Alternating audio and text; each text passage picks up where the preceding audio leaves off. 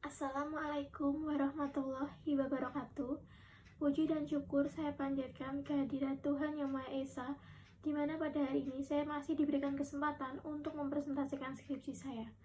Saya ucapkan terima kasih kepada Ibu R.R. Dewi Handayani Untari Eskom Mkom selaku dosen pembimbing saya. Saya Natasha Dipradipta, saya dari Program Studi Teknik Informatika, Fakultas Teknik Informatika dan Industri, Universitas Teguh Bang Semarang tahun 2024.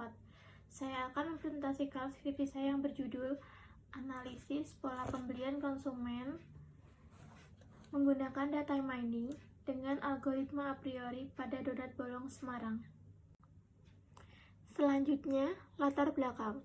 Perusahaan donat bolong Semarang menghadapi persaingan ketat di bidang industri makanan. Penelitian ini menerapkan teknik data mining dan algoritma a priori pada data penjualan donat. Penelitian ini fokus pada pola pembelian konsumen untuk memprediksi kombinasi item set, membantu perusahaan menyusun strategi penjualan dengan menempatkan produk yang sering dibeli secara bersamaan, dengan meningkatkan efisiensi pencarian produk. Selanjutnya, rumusan masalah. Rumusan masalah pada penelitian ini adalah 1. Bagaimana menganalisa pola pembelian konsumen menggunakan metode data mining dan algoritma a priori untuk mengoptimalkan transaksi penjualan produk donat. Yang kedua, bagaimana mengetahui variabel apa saja yang mempengaruhi pola pembelian konsumen yang dianalisa menggunakan data mining dan algoritma a priori. Selanjutnya, tujuan penelitian. Tujuan penelitian ini fokusnya adalah mengidentifikasi barang yang sering dibeli bersamaan untuk memahami perilaku konsumen dan menyesuaikan transaksi dengan preferensi mereka. Adapun tahapan metode penelitian pada penelitian ini adalah antara lain 1. Studi literatur, yang kedua pengumpulan data, yang ketiga perancangan sistem, yang keempat implementasi sistem, dan yang kelima adalah evaluasi sistem. Selanjutnya, analisa algoritma a priori. Pada slide ini menampilkan data transaksi di mana proses perhitungan pada data berikut akan dihitung dengan algoritma a priori, yang di mana minimal support itemnya 30% dan nilai V-nya atau frekuensi item setnya bernilai 3.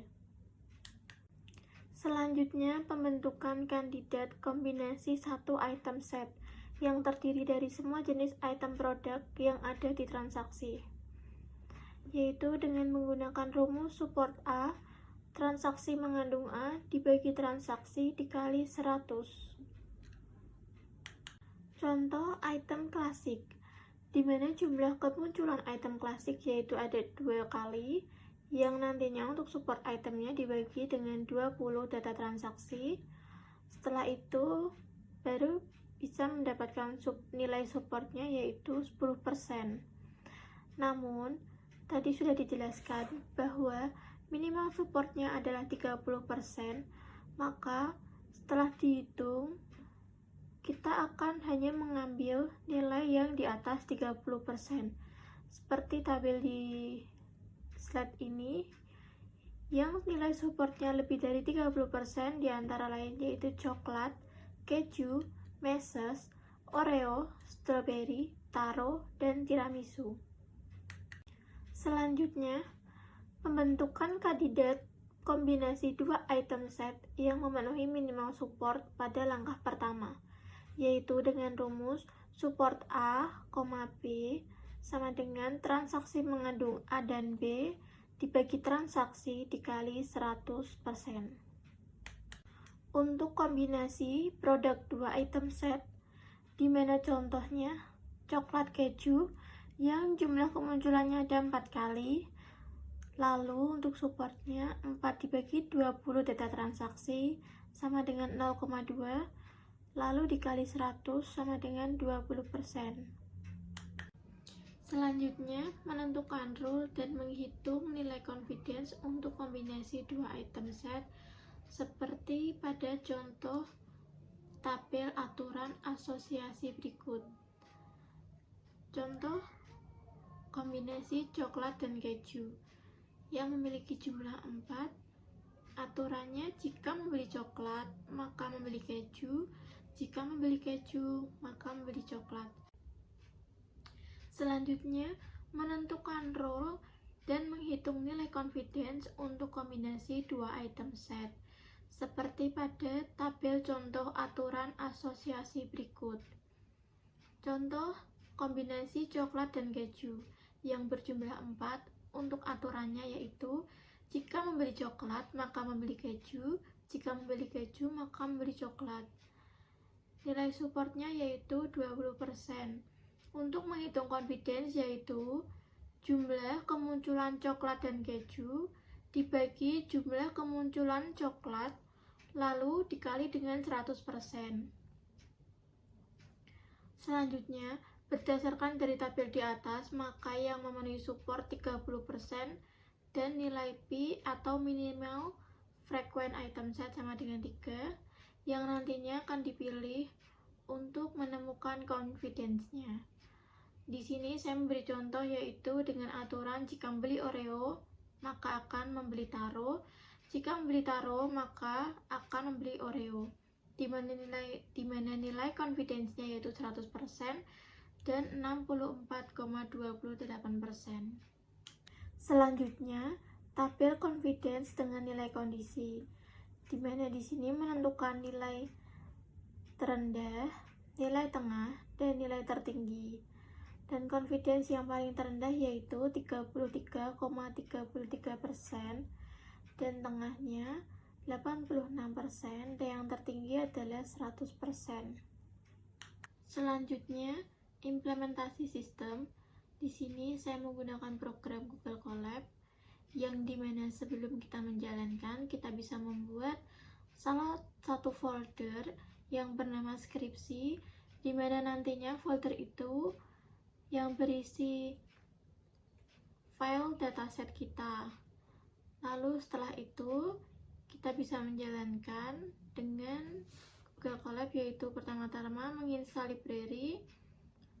Setelah itu kita koneksikan dengan Google Drive. Setelah itu kita memanggil library yang dibutuhkan. Lalu data diproses. Pada PD read Excel-nya yaitu drive, my drive, skripsi, data donat bolong. Lalu setelah itu akan muncul dataset kita. Selanjutnya membuang kolom ID transaksi. Setelah itu membuat list dalam list dari transaksi pembelian barang. Setelah itu akan muncul semua dataset kita yang sudah kita masukkan. Setelah itu menggunakan fungsi a priori untuk membuat asosiasi, di mana saya menggunakan minimal supportnya 30% dan confidence-nya yaitu 3 atau frequent item set-nya. Setelah itu menampilkan hasil asosiasi dari item. Setelah itu muncul nilai role, support, dan confidence. Perlu diketahui bahwa pengujian dengan menggunakan Google Colab berdasarkan hasil record data itu kelebihan 1, maka dapat dilihat dari slide sebelumnya bahwa hasil perhitungan Excel dan hasil perhitungan Google Colab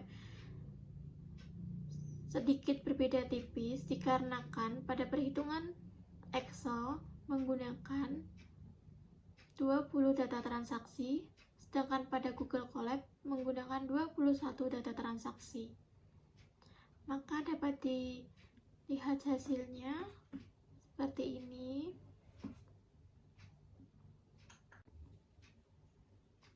Selanjutnya, kesimpulan dan saran. Kesimpulan, proses penentuan pola pembelian suatu produk atau komoditas dapat dilakukan dengan menerapkan data mining dengan menggunakan teknik algoritma a priori. Yang kedua, dengan diterapkannya metode ini, maka ketersediaan bahan baku dapat disesuaikan dengan permintaan konsumen dan dengan aturan asosiasi juga dapat mengontrol persediaan bahan baku pada tempat usaha yang berpengaruh pada penjualan. Untuk saran, Satu, diharapkan data mining dapat dipadukan dengan algoritma lain agar mendapatkan hasil yang lebih baik. Dan kedua, penelitian selanjutnya untuk mengembangkan aplikasi collab dengan menambah fitur, harga, dan keluhan konsumen. Terima kasih, sekian presentasi skripsi saya. Kurang lebihnya saya mohon maaf. Assalamualaikum warahmatullahi wabarakatuh.